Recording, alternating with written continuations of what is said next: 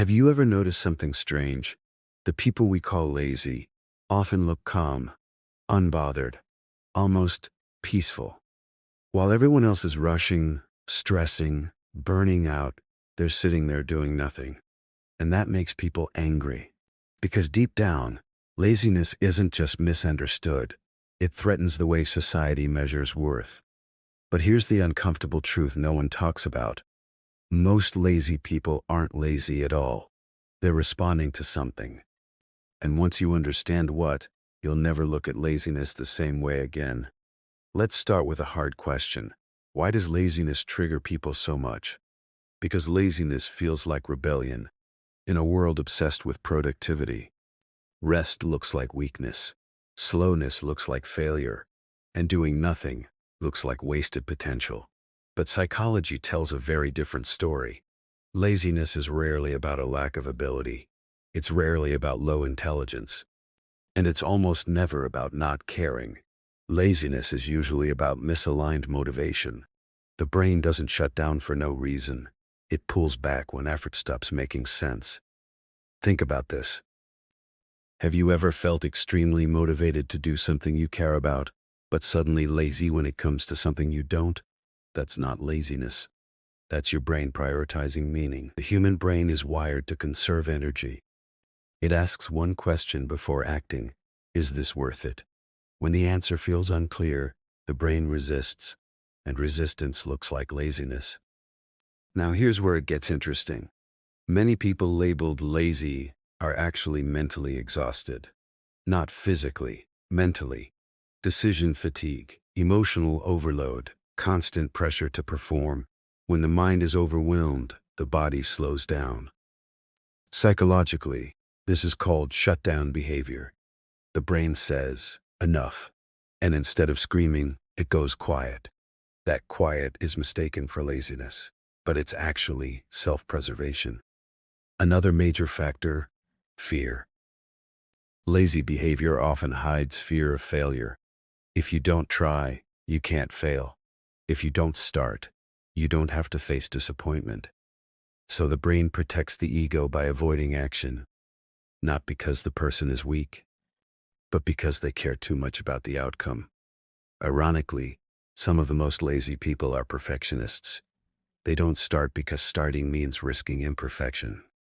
So they wait, they delay, they procrastinate, and from the outside, it looks like laziness, but inside, it's anxiety. Now let's talk about motivation myths. People think motivation comes before action. Psychology says the opposite. Action creates motivation. Lazy people are often stuck waiting to feel motivated. But motivation doesn't arrive until movement starts, so they stay still. And the longer they stay still, the heavier starting feels. This creates a psychological loop. No action, no motivation, more avoidance.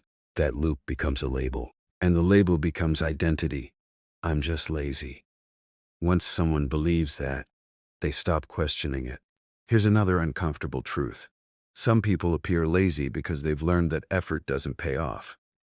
If you grow up trying and nothing changes, no reward, no recognition, the brain learns helplessness. Psychologists call this learned helplessness. Why try if trying never works? So the mind stops pushing. Not because it can't, but because it doesn't see a reason. Now let's add humor, because lazy people are actually very self-aware. Lazy people often plan productivity better than productive people. They'll spend 3 hours planning how to do a task in 10 minutes, instead of doing the task. That's not stupidity. That's overthinking. And overthinking is mental labor. Which means they're not inactive. They're misdirected. Another thing people don't understand. Lazy people are often selectively energetic. They can binge an entire series in one night, learn random facts for hours, dive deep into hobbies they love, but ask them to do something meaningless. Suddenly they're exhausted. That's not laziness. That's value-based energy. The brain engages when it feels reward, autonomy, or purpose. Without those, it resists. Now let's talk about modern laziness. Phones. Endless scrolling. Short dopamine hits. When the brain gets easy rewards, hard work feels pointless. Why struggle when pleasure is one swipe away? This isn't a character flaw, it's neurological conditioning. The brain adapts to stimulation. Lazy behavior increases when effort doesn't compete with instant dopamine. That's why lazy people often feel guilty, but still can't move. Guilt doesn't create action, clarity does. Another layer people ignore: some laziness is actually unexpressed intelligence. People with high intelligence get bored easily. Repetitive tasks drain them. Simple systems frustrate them. So they disengage, and instead of being challenged, they're labeled lazy. Now let's talk emotions. Lazy people often carry unspoken emotional weight: disappointment, comparison, feeling behind, feeling misunderstood. Emotional heaviness drains motivation faster than physical work. The body reflects the mind. A tired mind creates a slow body. And here's something important: laziness is often situational, not permanent. Change the environment, change the expectations, change the meaning, and the same lazy person transforms. That's why some people suddenly become disciplined when they find purpose. It was never about laziness. It was about alignment. Now let's talk relationships. Lazy people are often judged harshly, called unmotivated, called irresponsible, called careless. But judgment shuts people down. It doesn't wake them up. Pressure increases resistance. Understanding reduces it. Psychology shows that people move when they feel safe, not when they feel shamed. Now, here's a powerful insight. True laziness is rare. What we call laziness is usually mental fatigue, emotional avoidance, fear of failure, lack of meaning, burnout, or poor reward systems. Once those are addressed, motivation returns naturally. No forcing, no yelling, no guilt, just clarity. Lazy people don't need discipline lectures. They need direction. They need to understand why they should care, because effort without meaning feels like punishment. Now here's the shift. Some people labeled lazy are actually resting before growth. The brain reorganizes during rest.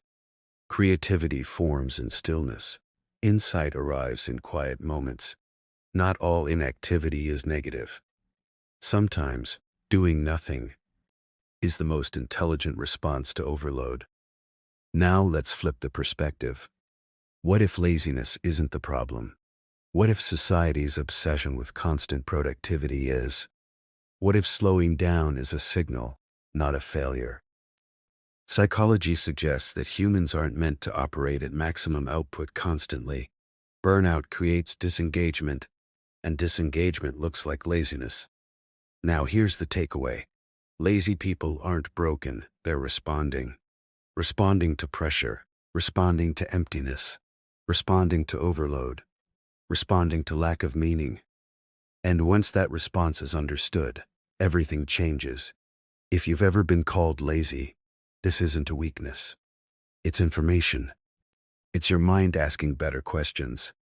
And if you know someone you think is lazy, look deeper. You might find intelligence waiting for purpose, energy waiting for meaning, potential waiting for direction. Now let's close this properly. If this video made you rethink what laziness really means, don't just move on. Engage with it. Like this video, because understanding psychology deserves visibility. Comment one idea that changed your perspective, or tag someone who might need this message. Share it with your group. Awareness spreads faster than judgment. And subscribe if you want more videos that break down human behavior beyond surface labels. Because once you understand why people behave the way they do, you stop judging and start thinking clearly. More psychology, more clarity, more truth. I'll see you in the next one.